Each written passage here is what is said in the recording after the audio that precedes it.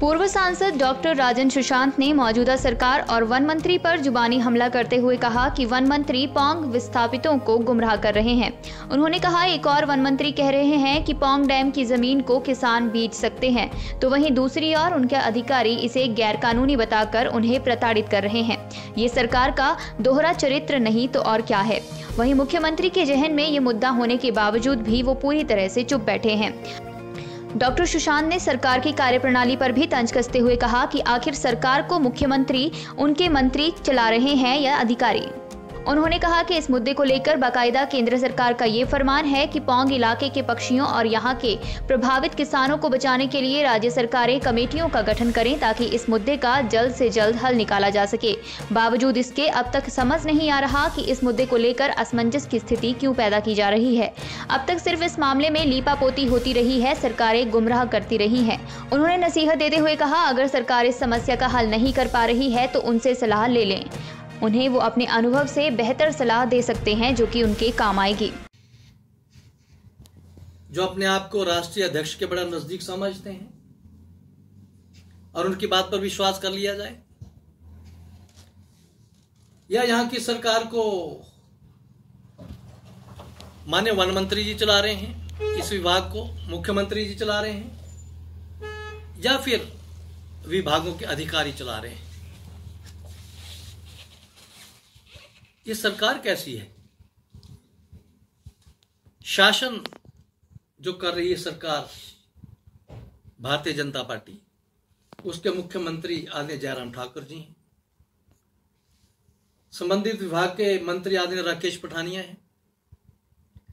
राकेश पठानिया बोलते हैं कि सरकार तो किसानों के साथ है, सरकार तो विस्थापितों के साथ है, लेकिन उसी समय आपके वन विभाग के प्रमुख अधिकारी कहते हैं कि कानून अपराध है, जो करेगा तो उसको सजा भुगतनी पड़ेगी। मैं पूछता हूं, मैं एडवोकेट भी हूं, कानून की बारीकियों को समझता हूं, क्या प्रशासन बड़ा है कि शासन बड़ा है?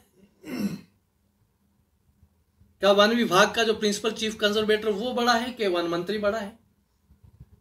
क्या वन मंत्री से ऊपर मुख्यमंत्री बड़ा है? या कि जो पार्टी के लोग जश्न मना रहे हैं वो बड़े हैं? एक कंफ्यूजन की स्थिति पैदा होगी।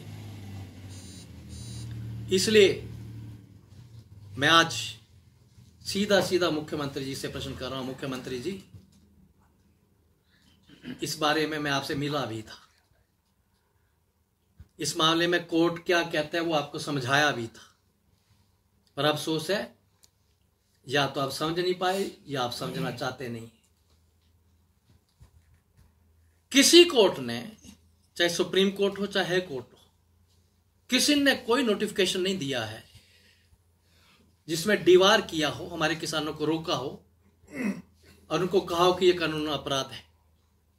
एक जनरल नोटिफिकेशन सारे देश के लिए एक डायरेक्शन दी गई है भारत सरकार से पर्यावरण की दृष्टि से, और उसके बाद बताया गया है जहां जहां वाइल्ड लाइफ सेंचुरीज होंगी वहां पर पक्षियों को बचाने के लिए ये पक्षी विहार बनाए जाएंगे, उनका जीवन खतरे में ना हो, तो ये सावधानियां बरती जाएंगी। लेकिन साथ ही जयराम जी और वन मंत्री जी, आपने अगर नहीं पढ़ा है तो दोबारा पढ़िए, अधिकारियों को बुलाइए, लॉ डिपार्टमेंट को बुलाइए और वहां देखें लिखा है कि नहीं लिखा है कि जहां हम पक्षियों को बचाना चाहते हैं वहां प्रभावित जो किसान हैं वही प्रायोरिटी की लिस्ट नंबर 1 में आते हैं, उनके राइट्स हैं वहां पर, और राइट्स के अंदर दिया गया कि राजस्व मंत्री थे जयराम जी, आपको उनसे शिक्षा लेनी चाहिए। जब मैं राजस्व मंत्री था तो ये बीमारी पैदा ही नहीं होने दी थी, ये बीमारी पैदा ही आपके राज में हुई है और इसका इलाज उस समय का राजस्व मंत्री कर रहा है। हमने सारा स्टडी कर लिया। केंद्र सरकार ने जो पर्यावरण के बारे में नोटिफिकेशन जारी की है, जिसका हवाला देके कहते हैं केंद्र सरकार और सुप्रीम कोर्ट ने रोका है, किसी ने कुछ नहीं रोका है।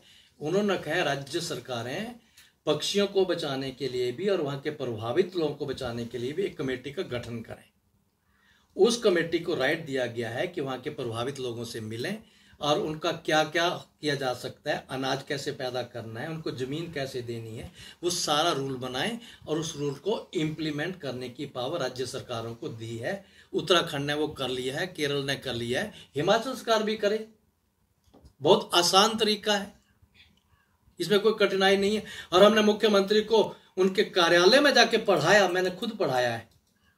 और मैंने कहा था मुख्यमंत्री जी, अगर आपको समझ नहीं आई तो जिस दिन आप अपने डिपार्टमेंट के अधिकारियों को बुलाएं और जिस दिन आप लॉ के डिपार्टमेंट को बुलाएं उस दिन हमें भी बुलाएं, धैर्य शांत को बुलाएं, हम उनको कन्विंस करेंगे। ना मुख्यमंत्री में ये जरूरत है कि हमको बुलाएं और ना मुख्यमंत्री में इतना नॉलेज है कि वो खुद समझ पाए। ये दिक्कत हो रही है आज हमें। हिमाचल दस्तक वेब टीवी के लिए नूरपुर से विनय महाजन।